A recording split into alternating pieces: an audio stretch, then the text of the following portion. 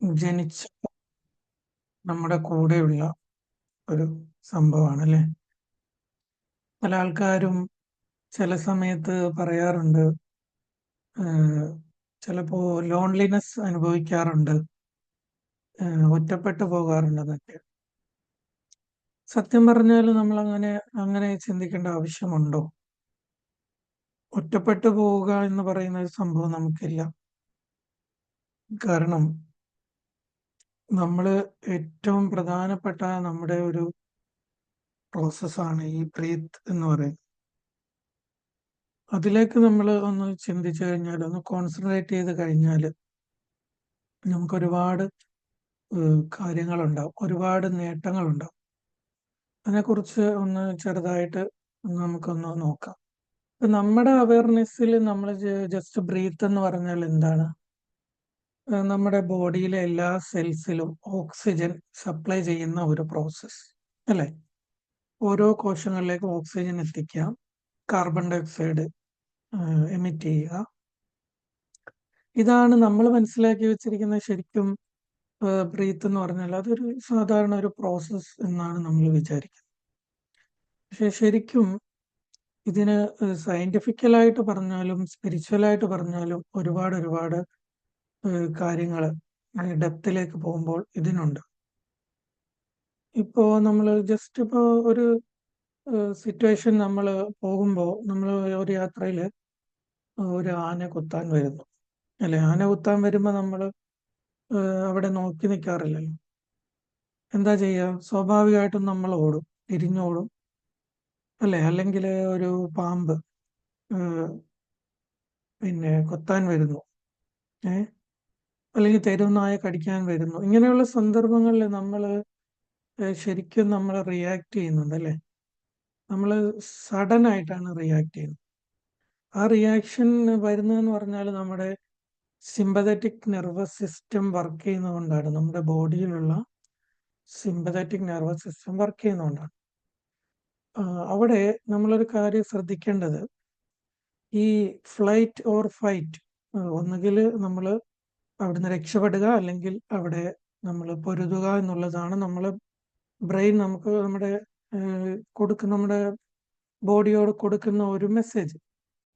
അപ്പോൾ ആ സമയത്ത് നമുക്ക് സംഭവിക്കുന്ന കുറേ ചേഞ്ചസ് ഉണ്ട്. നമ്മൾ ശരിക്കും ഒബ്സർവ് ചെയ്താൽ നമ്മൾ ഈ പറഞ്ഞ പോലത്തെ ഒരു ഫിയർഫുൾ ആയിട്ടുള്ള ഒരു സിറ്റുവേഷനിൽ എത്തിപ്പെടുമ്പോൾ നമ്മുടെ ഹാർട്ട് ബീറ്റ് കൂടുന്നുണ്ട്, മസിൽസ് ടൈറ്റ് ആവുന്നുണ്ട്, നമ്മുടെ ഡൈജഷൻ സിസ്റ്റം പൂർണ്ണമായും സ്റ്റോപ്പ് ആവുകയാണ് ആ സമയത്ത്. പിന്നെ നമ്മുടെ അമിഗ്ഡാല എന്ന് പറയുന്ന ബ്രെയിനിലെ ഒരു പാർട്ടുണ്ട്, അത് ആക്ടിവേറ്റ് ആയിട്ട് നമുക്ക് സ്ട്രെസ് ഹോർമോൺസ് ഇങ്ങനെ റിലീസ് ചെയ്തുകൊണ്ടിരിക്കുകയാണ്. അഡ്രിനാലിൻ, കോർട്ടിസോൾ എന്നൊക്കെ പറയുന്ന സ്ട്രെസ് ഹോർമോൺസ്. ഇതിൻ്റെ എല്ലാം കൂടി ഒരു ആകത്തുകയാണ് നമ്മൾ ആ ഒരു സിറ്റുവേഷനോട് നമ്മൾ റെസ്പോണ്ട് ചെയ്യുന്നത്. ശരിക്കും നമുക്കൊരു സേഫ്റ്റി മെക്കാനിസം ആയിട്ടാണ് നമുക്ക് പ്രൊവൈഡ് ചെയ്തിട്ടുള്ളത്. ഇത് ഞാൻ ഒരു എക്സാമ്പിൾ ആയിട്ട് നിങ്ങളുടെ മുന്നിൽ പറഞ്ഞതിന്റെ കാര്യം എന്ന് വെച്ചാൽ, നമ്മുടെ ബ്രെയിൻ വെന്നെവർ അത് ഐഡന്റിഫൈ ചെയ്യുന്നു ഒരു സംതിങ് അൺസേഫ് ആണ്, ഡേഞ്ചറസ് ആയിട്ട് എന്തോ സംഭവിക്കാൻ പോകുന്നു എന്ന് മനസ്സിലാക്കുന്ന സമയത്താണ് ഈ പറഞ്ഞ ഓരോ റിയാക്ഷൻസ് നമ്മുടെ ബോഡിയിൽ ഉണ്ടാവുന്നത്. ഇത് സത്യം പറഞ്ഞാൽ നമ്മൾ ഈ പറഞ്ഞ പോലെ ഏതെങ്കിലും ഡേഞ്ചർ സിറ്റുവേഷനിൽ മാത്രമാണോ നമുക്കുണ്ടാവുന്നത്? നമ്മളൊന്ന് ചിന്തിച്ചു നോക്കിയാൽ നമ്മുടെ പേഴ്സണൽ ലൈഫിലെ ഇഷ്യൂസ്, ഫാമിലി തന്നെ ഉണ്ടാവൂലെ ഇഷ്ടം പോലെ ഇഷ്യൂസ്. ദെൻ നമ്മൾ കരിയറിലേക്ക് പോകുന്നു, നമ്മുടെ വർക്ക് പ്ലേസിൽ നമ്മൾ അനുഭവിക്കുന്ന സ്ട്രെസ്, അതുപോലെ നമ്മുടെ റിലേറ്റീവ്സിൻ്റെ അടുത്ത് ഉള്ള ഇഷ്യൂസ്. അങ്ങനെ നമ്മൾ നോക്കിയാൽ ഒരുപാട് സ്ട്രെസ്സുകൾ, ഒരുപാട് ആക്ടിവിറ്റീസ് നമ്മളെ ഈ ഒരു സ്റ്റേറ്റിലേക്ക് നമ്മളെ കൊണ്ടുവരുന്നുണ്ട്. നമ്മളിപ്പോൾ രണ്ടാൾക്കാർ തമ്മിൽ ഇടപെടുമ്പോൾ തന്നെ മതിയാവും, അവര് പറഞ്ഞ ഒരു വാക്ക് അല്ലെങ്കിൽ ഒരു ആക്ടിവിറ്റി, അതൊക്കെ നമ്മുടെ ബ്രെയിനിലേക്ക് ഈ ഒരു മെസ്സേജ് കൊടുത്തിട്ട് നമ്മളെ ഈ ഒരു നീ അലേർട്ടായിട്ട് നിൽക്കണം കേട്ടോ, അവിടെ നിനക്ക് പാര പണിയുന്നുണ്ട്, അല്ലെങ്കിൽ നിനക്ക് എന്തോ ബുദ്ധിമുട്ടുള്ള ഒരു സംഭവം അവിടെ ചെയ്യുന്നുണ്ട്.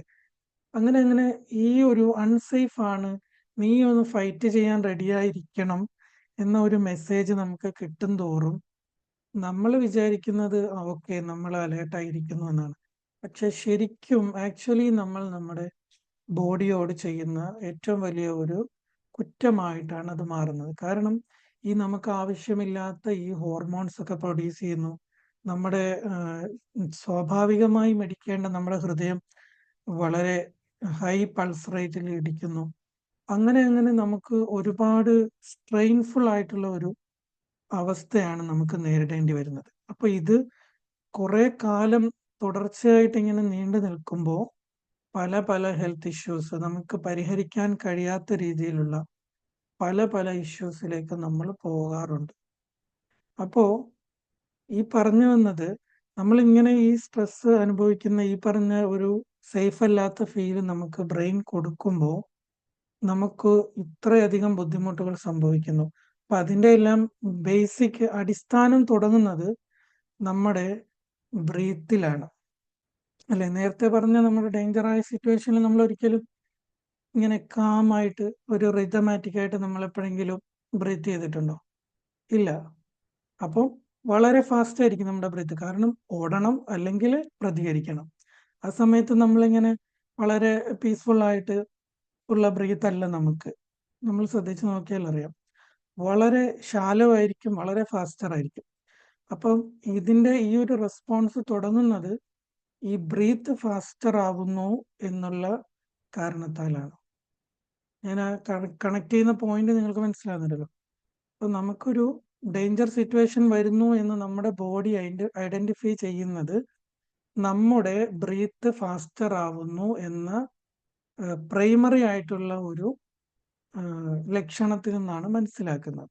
അപ്പൊ വെന്നെവർ നമ്മുടെ ഈ ബ്രീത്ത് ഫാസ്റ്റർ ആവുന്നു, ബ്രെയിൻ എന്താണ് ചിന്തിക്കുക?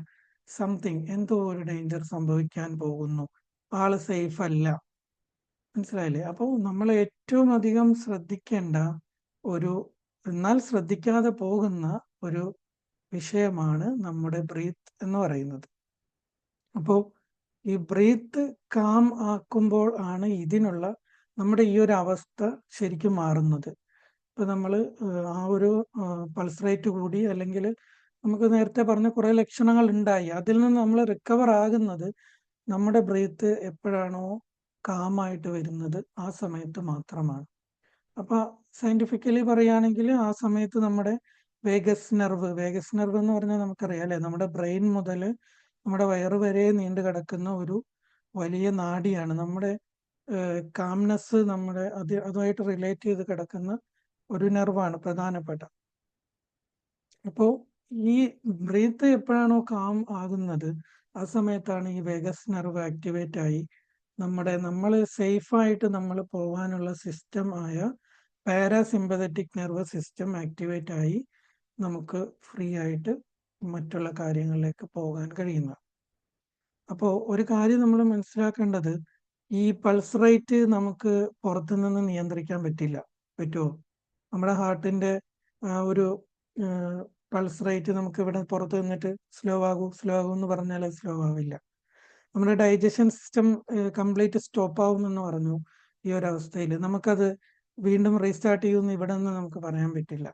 അങ്ങനെയുള്ള ഇൻവോളണ്ടറി ആയിട്ടുള്ള നമ്മുടെ ബോഡിയിലെ ആക്ടിവിറ്റീസ് ഒന്നും നമുക്ക് കൺട്രോൾ ചെയ്യാൻ പറ്റില്ല. ഏതല്ലാതെ? നമ്മുടെ ബ്രീത്ത് അല്ലാതെ. ബ്രീത്ത് ഇതിനെയൊക്കെ നിയന്ത്രിക്കുന്ന സംഭവമാണെങ്കിലും അതിനെ നമുക്ക് കൺട്രോൾ ചെയ്യാൻ പറ്റും. നമ്മുടെ ഇഷ്ടത്തിനനുസരിച്ച് നമ്മുടെ പരിധിയിലേക്ക് കൊണ്ടുവരാൻ കഴിയും.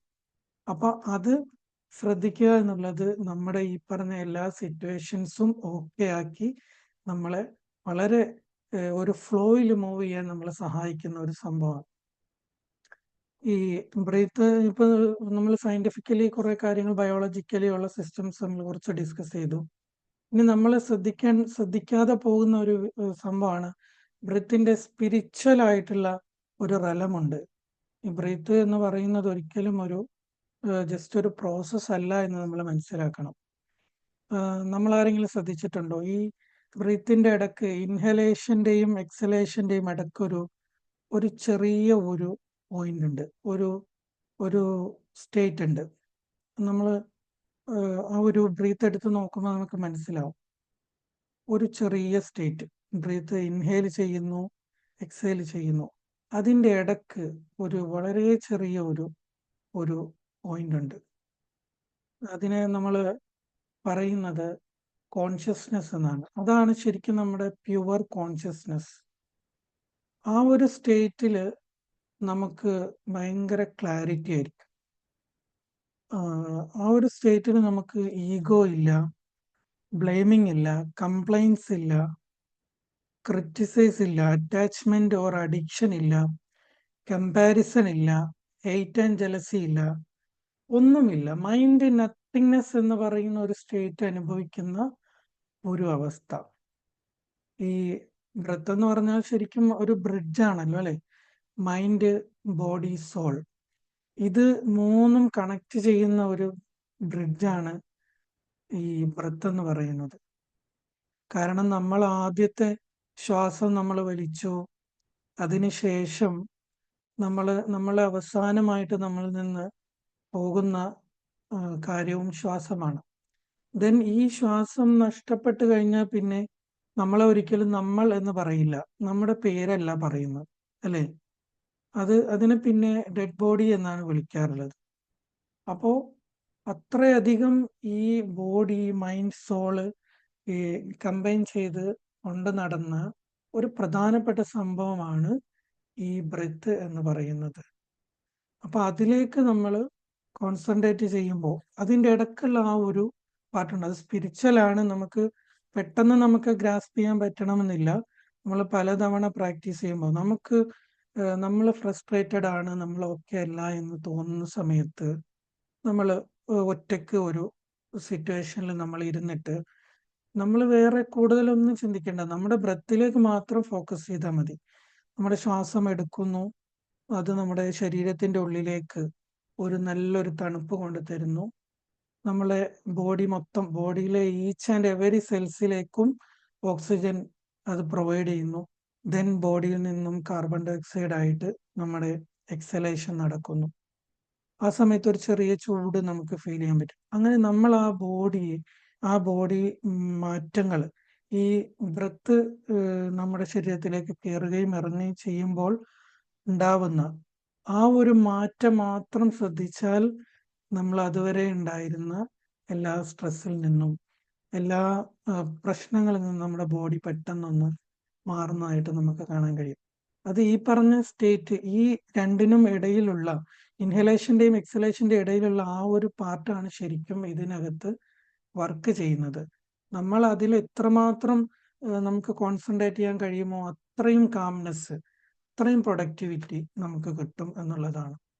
അപ്പൊ ഇനി മുതൽ എല്ലാവരും അതൊന്ന് ശ്രദ്ധിച്ചു നോക്കുക. ഇതിന്റെ ഒരു എന്താ പറയാ, പ്രോഗ്രസീവ് ആയിട്ടുള്ള ഒരു വേർഷൻ എന്ന് പറയുന്നതാണ് മെഡിറ്റേഷൻ എന്ന് പറയുന്നത്. നമുക്ക് ഇനിയുള്ള ക്ലാസ്സുകളിലൊക്കെ അങ്ങോട്ട് പോവാം.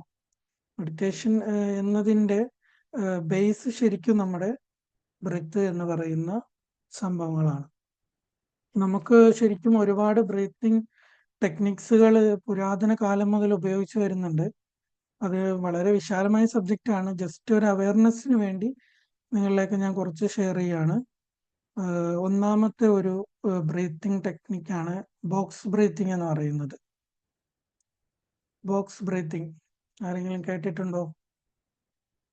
ബോക്സ് ബ്രീത്തിങ് എന്ന് പറയുന്ന ഒരു പേര് കേട്ടിട്ടുള്ളവർ ആരെങ്കിലും ഉണ്ടെങ്കിൽ ഒന്ന് മെസ്സേജിലിടുക. എത്ര പേർക്ക് ഒരു അവയർനെസ് ഉണ്ടെന്ന് ജസ്റ്റ് ഒന്ന് അറിയാനാണ്.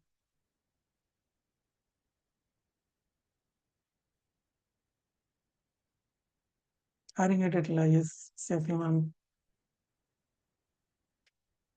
Yes, okay. യെസ്, മിനിമം കേട്ടിട്ടുണ്ട്. ഓക്കെ. ബോക്സ് ബ്രീത്തിങ് എന്ന് പറയുന്നത് വളരെ സിമ്പിൾ ആണ്. നമ്മൾ 4 സെക്കൻഡ് ഇൻഹെയിൽ ചെയ്യുക. നമ്മുടെ ശ്വാസം എടുക്കുന്നത് 4 സെക്കൻഡ് ഇൻഹെയിൽ ചെയ്യുക, 4 സെക്കൻഡ് ഹോൾഡ് ചെയ്യുക, ഉള്ളിൽ ആ ശ്വാസം ഹോൾഡ് ചെയ്യുക. ദെൻ 4 സെക്കൻഡ് എക്സെയിൽ ചെയ്യുക, ശ്വാസം ബ്രീത്ത് ഔട്ട് ചെയ്യുക. പിന്നെയുള്ള ഒരു 4 സെക്കൻഡ് ഉണ്ട്. ആ 4 സെക്കൻഡ് നമ്മൾ ഒന്നും ചെയ്യരുത്.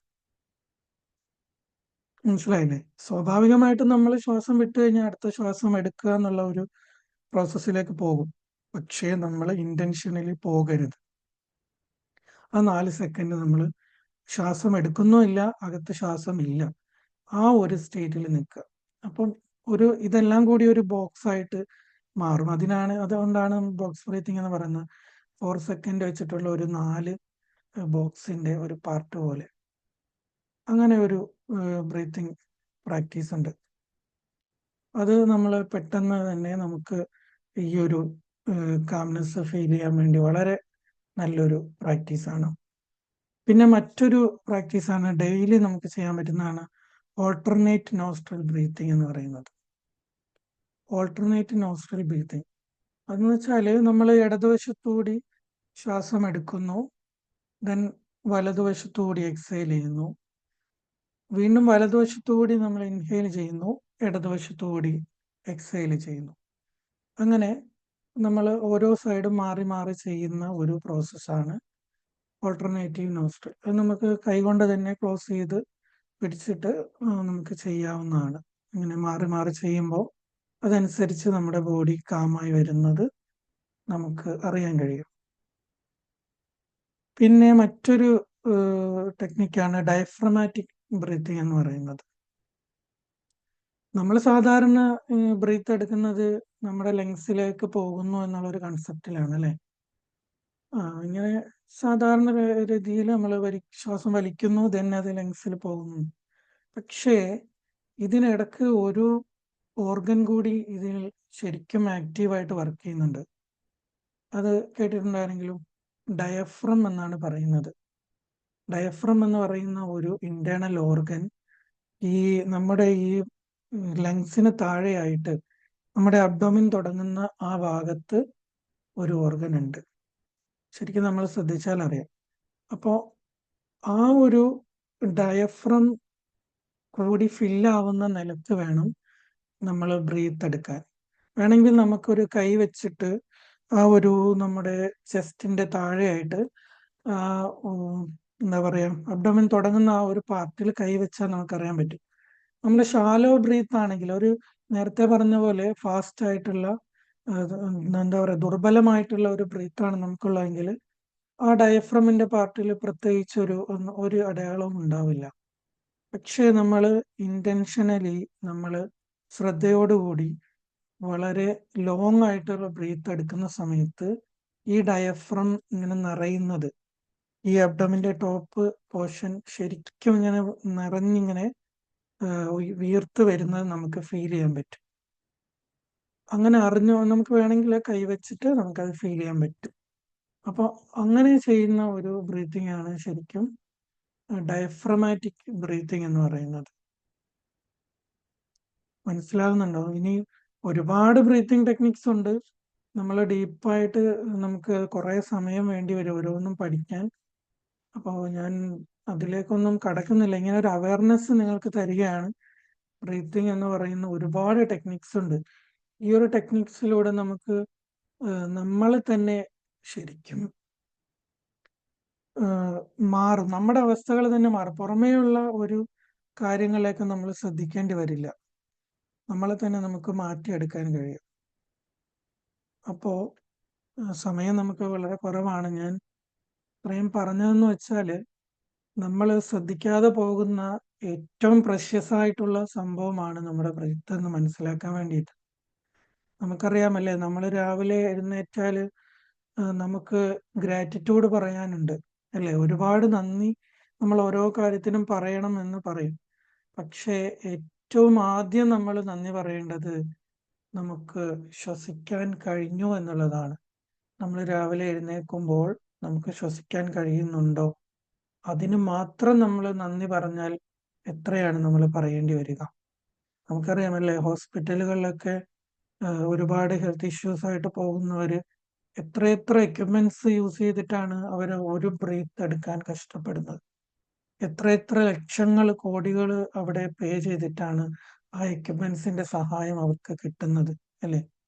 അപ്പോ നമ്മൾ ചിന്തിക്കേണ്ടതെന്ന് പറഞ്ഞാൽ, ചില ആൾക്കാർ എപ്പോഴും ഇങ്ങനെ ഞാൻ വർത്തിയല്ല, എനിക്ക് പ്രത്യേകിച്ച് ഒരു നേട്ടവും ഇല്ല, എന്നെ കൊണ്ട് ഒരു ഇതുമില്ല എന്നൊക്കെ ചിന്തിച്ചിട്ട് എപ്പോഴും ഇങ്ങനെ ഡെസ്പായി പോകുന്ന, ഡിപ്രസ്ഡ് സ്റ്റേറ്റിലേക്ക് പോകുന്ന ഒരവസ്ഥ കാണാറുണ്ട്. ശരിക്കും ഈ രാവിലെ എഴുന്നേൽക്കുമ്പോൾ നമുക്ക് ശ്വാസം കിട്ടുന്നു എന്നുള്ള ഒരൊറ്റ കാര്യം, ആ ഒരു ബ്ലെസ്സിങ്സിന് മാത്രം നമ്മൾ ഗ്രാറ്റിറ്റ്യൂഡ് പറയാൻ നിന്നാൽ എത്ര പറയേണ്ടി വരും.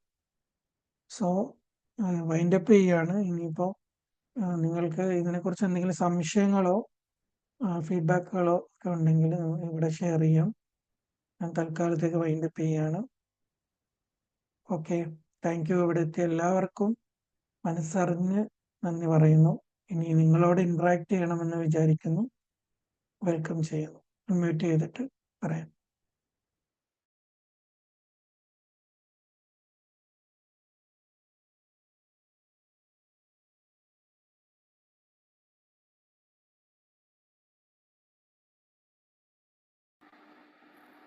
Anas bro, good evening. കേൾക്കുന്നുണ്ടോ? ഗുഡ് ഈവനിങ് റിയാസ് ബ്രോ, പറയൂ. മാർച്ച് 1 നിങ്ങളുടെ ഇതിനകത്ത് ജോയിൻ ചെയ്യണമെന്ന് അങ്ങ് തീരുമാനമെടുത്തു. അങ്ങനെ ജോയിൻ ചെയ്തു. വളരെ നല്ലൊരു തീരുമാനമാണെന്ന് മനസ്സിലായി. കാരണം ബ്രീത്ത് എന്ന് പറയുന്നത് നമ്മൾ ഒട്ടും പ്രതീക്ഷിക്കാത്ത വലിയൊരു അറിവാണ് ബ്രോ തന്നത്. അതായത് വളരെ മനോഹരമായിട്ട് അത് അവതരിപ്പിച്ചു. നമ്മൾ പിന്നെ ശ്വാസവും നിശ്വാസവും എന്ന് പറഞ്ഞ് നമ്മളിങ്ങനെയൊക്കെ പോവുകയാണ്. അതിൻ്റെ ഇടയ്ക്ക് ഒരു വേറൊരു കോൺഷ്യസ്നെസ് എന്നൊരു പോയിന്റ് ഉള്ള കാര്യം, ആ കോൺഷ്യസ്നെസ് എന്നുള്ള പോയിന്റിലേക്ക് നമ്മൾ കൂടുതൽ ഫോക്കസ് ചെയ്യുമ്പോൾ നമ്മളെ മൈൻഡും നമ്മളെ ബോഡിയും ഒക്കെ റിലാക്സ് ആകുമെന്നുള്ള ആ ഒരു അറിവ് വളരെ നല്ലൊരു അറിവാണ്. അത് ചെറിയ അറിവല്ല. ആ ഒരു അറിവ് തന്നതിൽ സന്തോഷം. എനിക്ക് കിട്ടാത്തൊരു അറിവാണ്, വളരെ നല്ലൊരു അറിവാണ്. ഞാനും ഇങ്ങനെ കുറേ മോട്ടിവേഷൻ സംഭവങ്ങളിലൊക്കെ പങ്കെടുത്തിട്ടുണ്ടെങ്കിൽ ഇങ്ങനെ ഒരു അറിവ് ആദ്യമായിട്ട് കിട്ടുകയാണ്. അപ്പോൾ എനിക്ക് മനസ്സിലായി ഞാൻ പടച്ചവനായിട്ട് എനിക്ക് ഇതിനകത്തേക്ക് വരാൻ തോന്നിയത് ഇതിനു വേണ്ടി തന്നെയാണെന്ന്. ബ്രോ ഇത് വളരെ മനോഹരമായിട്ട് അവതരിപ്പിച്ചു. ഇനിയും ഉള്ള എല്ലാ സെഷനുകളിലും ഇൻഷാ അള്ളാ ഞാൻ ഉണ്ടാകും. ഇനിയും മുന്നോട്ട് പോവുക. എല്ലാവിധ ആശംസകളും നേരുന്നു. Thank you bro, thank you so much. Thank you Riyas bro, your wonderful feedback.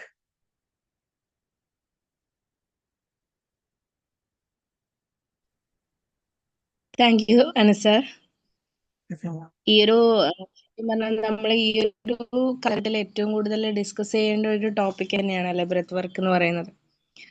Sir പറഞ്ഞതുപോലെ വളരെ നല്ല രീതിയിൽ വളരെ ശാന്തമായി ആ കാര്യങ്ങൾ അവതരിപ്പിച്ചു. ഒരുപാട് ആൾക്കാർക്ക് ഇനിയും നമ്മുടെ സൊസൈറ്റിയിൽ ഒരുപാട് ആൾക്കാർ മറന്നു പോകുന്ന, അറിയാതെ പോകുന്ന ഒരു ടോപ്പിക്കാണ് ബ്രെത്ത് വർക്ക് എന്ന് പറയുന്നത്.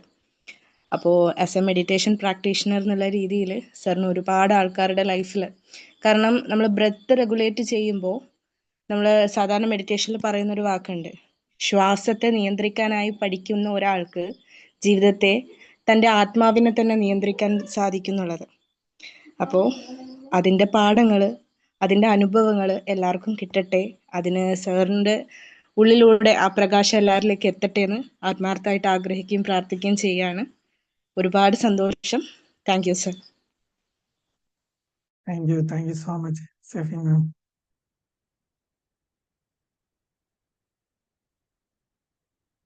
ഇനി ആർക്കെങ്കിലും പറയാനുണ്ടെങ്കിൽ അൺമ്യൂട്ട് ചെയ്ത് പറയാം.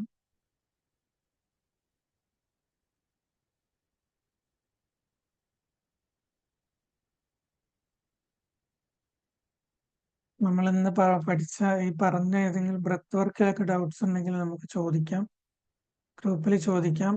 ഗ്രൂപ്പിൽ ഇല്ലാത്തവരുണ്ടെങ്കിൽ ആ ഗ്രൂപ്പിൽ ഒന്ന് ജോയിൻ ചെയ്യണം.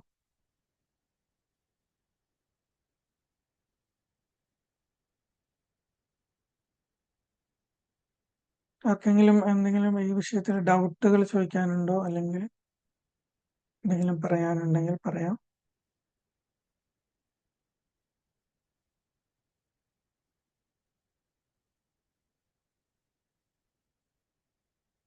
ഓക്കെ, അപ്പോൾ ആർക്കും ഡൗട്ടുകളൊന്നും ഇല്ലാന്ന് വിചാരിക്കുന്നു. 8:30 ആവുന്നു ഓൾമോസ്റ്റ്. ഇന്ന് ഇവിടെ സെഷനിൽ വന്ന എല്ലാവർക്കും ഒരിക്കൽ കൂടി ഹാർട്ട്ഫുൾ ഗ്രാറ്റിറ്റ്യൂഡ് പറയുന്നു. നമുക്ക് അടുത്ത സെഷനിൽ കാണാം. Thank you so much.